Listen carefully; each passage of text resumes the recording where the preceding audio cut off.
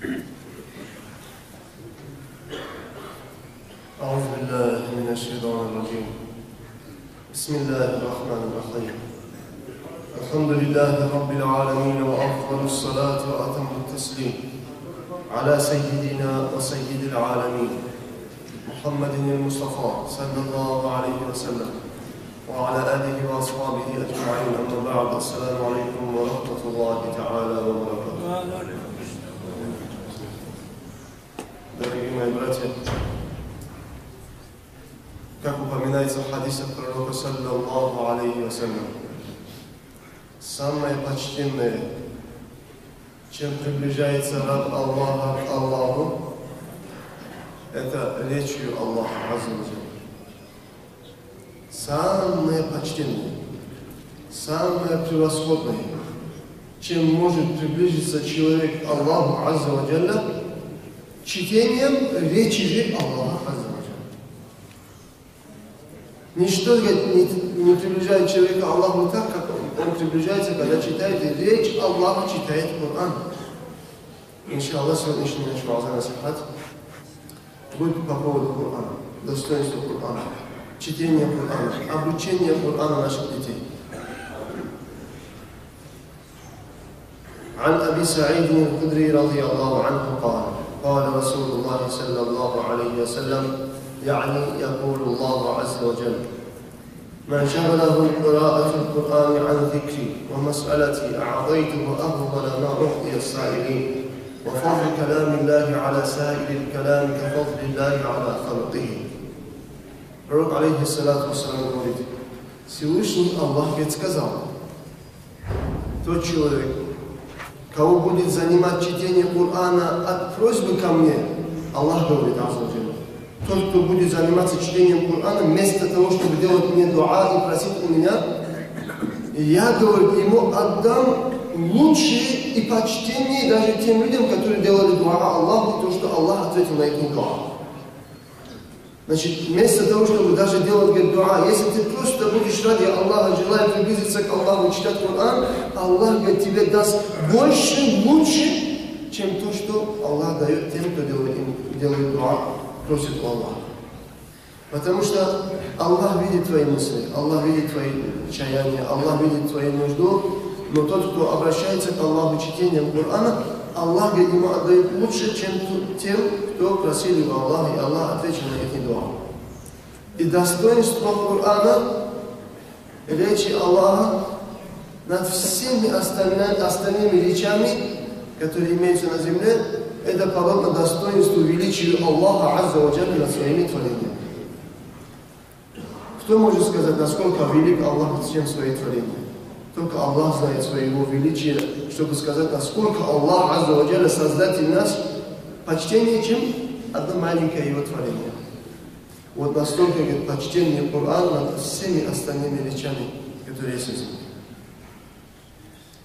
Приводится хадис от Нафи'a ан ибн Умра رضي الله عنهما قال قال رسول الله صلى الله عليه وسلم إن هذه القلوب تصدأ كما يصدأ الحديد قيل يا رسول الله وما جلاؤها قال تلاوة القرآن.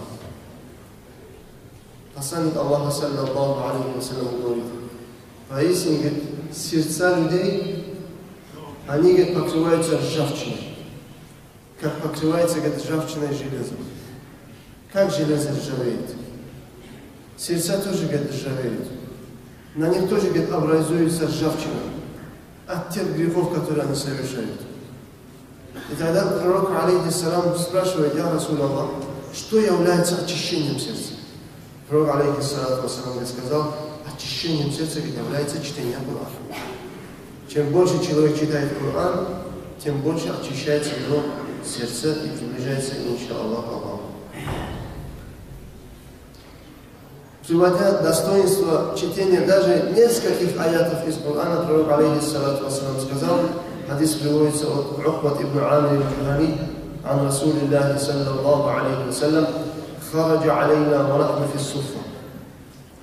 Вышел, говорит, к нам посланник Аллаха саллаллаху алейхи вассалям, и мы, говорит, находились под навесом. Возле мечети пророка был навес, под которым собирались бедные асхабы.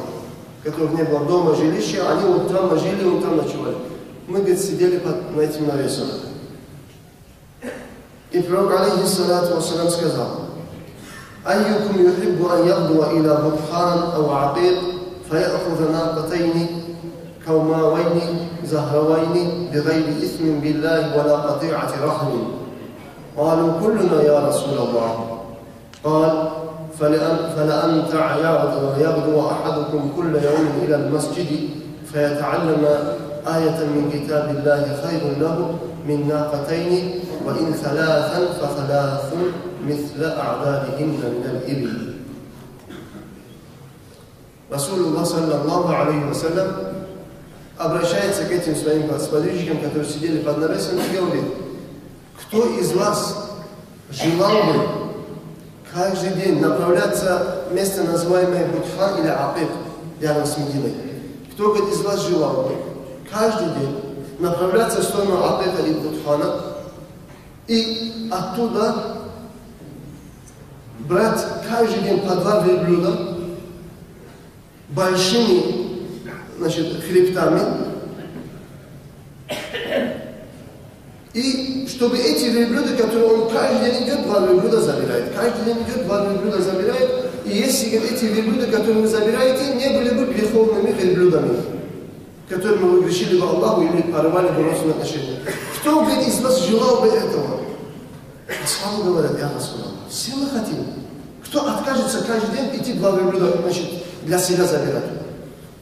Пророк, алейхиссалату вассалям, сказал, чтобы один из вас направился в мечеть. В мечети научился читать 2 аята из Корана. Это лучше, говорит, для вас, чем каждый день идти в Бутхан или Акик и оттуда получать каждый день по 2 верблюда, чем эти 2 верблюда для вас, говорит, почтение каждый день пойти в мечеть, хотя бы по 2 аята научиться из Корана. А если, говорит, вы научитесь, говорит, 3 аятам из Корана, это, говорит, лучше, чем 3 верблюда. Какое количество аятов вы научитесь в мечети, вот такое количество верблюдов, чем это, говорит, лучше для вас. Поэтому, дорогие мои братья, у нас должно быть стремление. И взрослых, и детей должно быть стремление обучаться Корану, читать Коран, ибо Коран — это самый, значит, имам Ахмад, рахимахуллах, видел Аллаха во сне 99 раз. И он, говорит, подумал: если я увижу 100-й раз, я, говорит, спрошу у Аллаха Азза ва Джалля: можно ли Аллаха видеть во сне? Да, Аллаха во сне увидеть можно, но описать, как он видел, образ и так далее, это невозможно описать. Но увидеть Аллаха возможно. 99-й раз увидел имам Ахмад, и он думает: 100-й раз, если я увижу Аллаха Азза ва Джалля во сне, я спрошу у Аллаха обязательно, какой амал является самым почтенным, приближающим к Аллаху. Он видит 100-й раз Аллаха Азза ва Джалля и спрашивает: я Аллах, какой амал самый, который больше приближает к тебе? Аллах Азза ва Джалля говорит: я Ахмад, самый амал, который, деяние, которое приближает больше всего ко мне, это читать Коран. Имам Ахмад переспрашивает: я Аллах, читать Коран, понимая смысл или даже не понимая? Аллах Азза ва Джалля сказал: я Ахмад, чтение Корана — это самый почтенный амал, если вот он понимает смысл, вот даже не понимает смысл. Поэтому, дорогие мои братья, для того, чтобы понимать смысл Корана, уже должен человек стать мутааллимом, обучаться, значит, в институтах, медресе, перед алимами получать знания, ильм. Без ильма понимать Коран невозможно. Также, дорогие мои братья, мы знаем, приближается время летних каникул. У каждого из нас есть дети. Если нет детей, дети взрослые, то у каждого из нас есть внуки, внучки. И обязанность каждого из нас, если в городе обучается более 15 тысяч детей, наших детей, эти все 15 тысяч детей должны знать речь Аллаха, Коран. 15 тысяч детей, как они знают литературу, физику, химию, математику, они должны, обязаны знать Коран. Если ребенок убегает с уроков, что делают родители? Почему он убежал с урока? наказывают, следят, чтобы с урока не сбежал. С какого урока? Литература, русский язык, математика. Да, литература нужна, русский язык нужен, химия нужна, физика нужна. Мусульмане должны быть самыми грамотными на земле. Но это же не означает, что мы должны оставить полностью, забыть Коран. Это же не означает, что мы, занимаясь обучением наших детей светским наукам, чтобы мы полностью забыли Коран. Огромные воздаяния ждут родителей, которые научат своих детей читать Коран. Послушайте некоторые из этих хадисов. Посланник Аллаха, саллаллаху алейхи вассалям, хадисы, которые приводит его, рассказывает его имаму Али, ради Аллаху анху, что посланник Аллаха, саллаллаху алейхи вассалям, сказал: «Хайрукум ман та'аллама аль-Кур'ана ва алламаху». Лучшие из вас. Кто? Лучшие из вас, говорит пророк, алейхиссалату вассалам, те, кто обучились Корану. И обучают этому Корану других. Если умеешь читать Коран и обучился правильному чтению Корана, не оставляй Коран в себе. Есть у тебя дети, внуки, правнуки, соседи есть, соседские дети есть, обучай их Корану. Если ты хочешь стать из категории людей, о которых Расулуллах, саллаллаху алейхи вассалям, сказал: лучшие из вас. Самые лучшие из вас, те, кто обучились Корану и обучают Корану других. Приводится хадис посланника Аллаха, саллаллаху алейхи вассалям, от Джабир ибн Абдилляха, ради Аллаху анху. Он говорит: однажды пришел человек посланника Аллаха, саллаллаху алейхи вассалям, и сказал: «Я Расулаллах, ма аджру ман аллама валадаху китаб Аллах». Я Расулаллах, расскажи мне, что будет тем родителям, которые научат своего ребенка читать Коран. Отец хотел знать, что он получит возле Аллаха, если его ребенок будет читать Коран. Пророк, алейхиссалату вассалам, сказал: «Аль-Курану калямуллах, ла гаята лаху». Коран является, говорит, речью Аллаха. Я, говорит, не знаю предела воздаяния речи Аллаха. Пришел ангел Джабраиль, алейхиссалам. Пророк, алейхиссалату вассалам, спрашивает у Джабраиля: «Я Джабраиль, что является воздаянием родителей, которые научат своего ребенка читать Коран?» Джабраиль, алейхиссалам, говорит: «Аллах, говорит, Коран — это речь Аллаха, я тоже не знаю размер воздаяния тем родителям, которые получат, если научат своего ребенка Коран». Я спрошу у Аллаха азза ва джалля. Поднимается ангел Джабраиль, встречает Исрафиля, спрашивает этот вопрос Исрафилю, Исрафиль тоже не может дать ответ. Затем Джабраиль, алейхиссалам, поднимается к Аллаху, спрашивает у Аллаха, возвращается к пророку, саллаллаху алейхи вассалям, и говорит: «Я Мухаммад, Аль-Кур'ан». И он говорит: «Инна раббака юкриука салам». Тебе твой Аллах передает салам. И Аллах азза ва джалля сказал: «Ман аллама валадаху аль-Кур'ана факааннама хаджа байта Аллахи 10,000 хиджа». Тот человек, который, говорит, будет читать Коран, то ему, говорит, будет воздаяние, как будто бы он совершил 10 000 раз хадж. Маша Аллах. Что будет? Будет воздаяние, как будто бы мы сегодня совершим 10 000 раз хадж. Вот это воздаяние получат родители, которые научат своего ребенка читать Коран. «Факааннама и'тамара 10,000 умра». Ему, говорит, будет воздаяние, как будто бы он совершил 10 000 раз умра, малый случай. Ему, говорит, даст Аллах вознаграждение: «Факааннама газа 10,000 газва». Как будто бы он участвовал в 10 000 газаватах. «Факааннама а'така 10,000 ракабати мин вульди Исмаил». Ему будет воздаяние, как будто бы он освободил 10 000 рабов из рабства из сынов Исмаиля, алейхиссалам. «Факааннама ат'ама 10,000 муслиман джаи'ан». Как будто бы он накормил 10 000 голодающих мусульман. Маша Аллах, смотри, 10 000 хадж, 10 000 умр, 10 000 газават, 10 000 освобождения рабов от рабства, 10 000 голодных мусульман накормил. فكأنما كسر 10,000 مسلما عاريا и как будто бы он одел одеждою 10 000 голых мусульман, полураздетых мусульман. ويكتب له بكل حرف من القرآن 10 حسنات ويمحى عنه 10 سيئات. За каждую букву, которую он будет читать из Корана, Аллах говорит, отцам, родителям будет записывать 10 воздаяний, будет смывать 10 его грехов. За каждую букву из Корана, которую читает его сын или же дочь. И тогда говорит Аллах, я Мухаммад, саллаллаху алейхи вассалям. Я, говорит, не говорю, что алиф, лам, мим, это одна буква. Я, говорю, алиф, одна буква, лам, вторая буква, мим, третья буква. Если ты из Корана прочитал алиф, лам, мим, ты уже получил 30 воздаяний. Прочитал 3 буквы из Корана, получил 30 воздаяний. وَيَكُونُ مَعَهُ فِي قَبْرِهِ. Этот Коран, который он научил своему сыну или же дочери, будет с его родителями в могиле, حتى يبعث ويثقله في الميزان.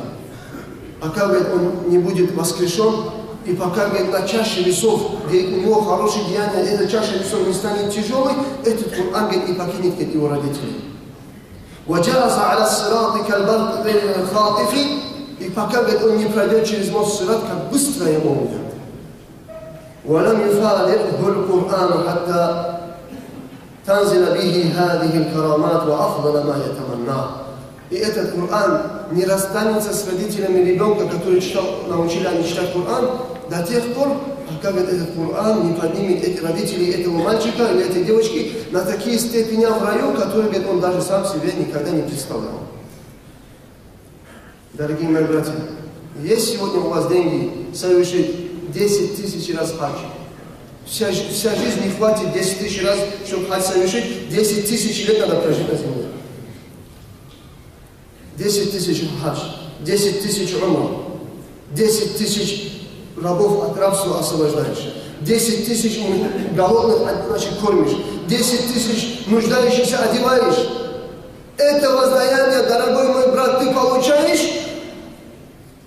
Если сам не умеешь читать Коран, возьми за руку своего сына, приведи в мечеть, приведи в медресе, сдай его учителю. Ты получаешь возле Аллаха это воздаяние. Разве этого мало?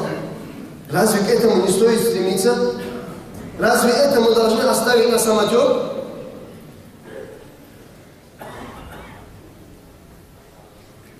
Приводится حديث سهل بن معاذ بن أنس الجهني عن أبيه قال رسول الله صلى الله عليه وسلم من قال سبحان الله وبحمده ينبت له غرس في الجنة.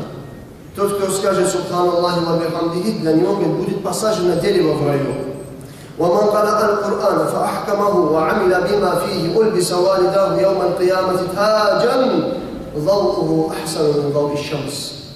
И те родители, которые научат своего ребенка читать Коран, Аллах на этих родителей оденет завтра в судный день корону. Корону из нура, сияющую корону, свет которой превышает сияние солнца. Сияние которого будет больше, чем сияние солнца. За что надевать эту корону? За то, что родители научили своего ребенка читать Коран. Дали ему воспитание. Научили его совершать намаз. Научили ему иман ислам. Научили ему быть богобоязливым. Научили его любить Аллаха. Научили его любить пророка, саллаллаху алейхи вассалям. Хадисы пророка, саллаллаху алейхи вассалям, также приводится такой похожий хадис от Бурайдата, радийаллаху анху. Посланник Аллаха, саллаллаху алейхи вассалям, сказал: من قرأ القرآن وتعلم وعمل به ألبس والداه يوم القيامة تاجا من نور ضوءه مثل ضوء الشمس ويكسى والداه حلتين لا يقوم لهما الدنيا فيقولان بما كسينا هذا فيقال بأخذ ولدكم القرآن. رواه الحاكم. Пророк алейхи салату вассалам говорит: тот человек, который будет читать Коран, будет делать амал этим Кораном. Сегодня, дорогие мои братья, видим же, какой фитна, какой балах обрушился на наш уммат. Из-за того, что уммат не обучился своей религии как положено, мусульмане начали поднимать оружие против мусульман. Мусульмане поднимают оружие против мусульман, убивают друг друга. Почему? Свою религию не поняли как положено. Не взяли религию от алимов, а взяли религию с интернета, с брошюр. Поэтому, когда говорится, обучились Корану и делали амал Кораном, чтобы делать амал Кораном, дорогие братья, надо, чтобы наши дети были алимами, знающими свою религию. Пророк, алейхиссалату вассалам, в хадисе говорит, хайрукум. Пророк, алейхиссалату вассалам, сказал, ман юридиллаху бихи хайран юфакиху фиддини ва юлхимху руштаху. Если, говорит, Аллах, азза ва джалла, кому-то, говорит, пожелает оказать свою рахмат, свою милость, Аллах, говорит, его научит знаниям, даст, говорит, ему исламские знания, и Аллах, говорит, ему внушит его правильную дорогу. Значит, те люди, которым Аллах дает знания, это является той категорией людей, которым Аллах, азза ва джалла, пожелал оказать свою огромную милость, пожелал им оказать свое благо. Поэтому, дорогие мои братья, мы, значит, завершается учеба в школах. Многие родители думают, куда же устроить своего сына или свою дочь. Готовят какие-то институты, университеты. Половина Дагестана, большая часть Дагестана, все, кто обучались в высших учебных заведениях, все их дипломы, которые они купили более чем 100 000 рублей, лежат на полках подоконников. Половина Дагестана, значит, 1/3 Дагестана инвалиды, 1/3 Дагестана чемпионы, 1/3 Дагестана юристы и экономисты. Все их дипломы находятся, там валяются в полках. Для пол Дагестана стать юристами, экономистами работы не хватит. Но за этот диплом сколько времени тратят, сколько денег тратят. Ночью и днем работают родители, чтобы оплатить диплом, оплатить экзамен, оплатить компьютер, взятку и так далее. И что в конце концов дает этот диплом? Ничего не дает, там лежит полка. Дорогие мои братья, отправляйте своих детей. Это время смуты, время фитна. Видите, родные, близкие люди уходят, дети, молодежь уходит вправо и влево, потому что религию свою не знают, как положено. Дайте вашим детям исламское образование, дайте им ильму, сделайте их алимами. Вот от них будет польза для общества. Пусть станут алимами, потом пусть станут врачами. Этот врач будет, который будет делать рахму человеку и не даст ему умирать, если ему за операцию деньги не даст. Если он будет алимом, его он не даст умирать на столе за то, что деньги не отдал. Дайте детям ильму, потом сделайте его, значит, работником, который работает во благо людей. Он не будет воровать людей, он не будет унижать людей, он не будет оскорблять людей, он не будет притеснять людей своим должностным, значит, работой. Сделайте алимами, потом отпускайте другие места, чтобы ваши дети ахирати для вас и для самих себя не стали фитна балахом. Это дуня заканчивается. Это время дуня заканчивается. Все должны стать перед Аллахом. Для того, чтобы найти деньги на обучение детей из светских институтов, чтобы их содержать, чтобы их кормить, 1000 километров делают родители, едут в Россию, едут, значит, в Сибирь, едут, значит, в холодную зимой работают, чтобы заработать деньги детям, дочерям, чтобы у них была нормальная жизнь. Ради дуня, ради имущества, ради благосостояния детей в дуня столько сил расходуют родители. А почему нельзя ради ихнего ахирата, чтобы они в ахирате спаслись, чтобы они в дуня жили достойными мусульманами, чтобы в ахирате был доволен ими Аллах и был доволен посланник Аллаха. Почему их сегодня нельзя взять за руку, привести исламский институт, университет, привести медресе, чтобы они знали иман, ислам, знали ильму, чтобы не было фитна и не разлагалось общество мусульман, уммат Мухаммада саллаллаху алейхи ва саллям.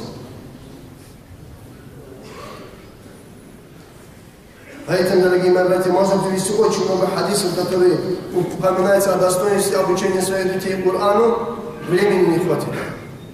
Поэтому, дорогие мои братья, ваших детей, которые все до исключения, сколько сыновей, сколько дочерей, всех до исключения, каждый должен взять на себя обязательство, я обязательно научу детей Корану. Возьмите все на себя обязательства джамаат, что я своего ребенка, своего внука, внучку обязательно научу для них Корану.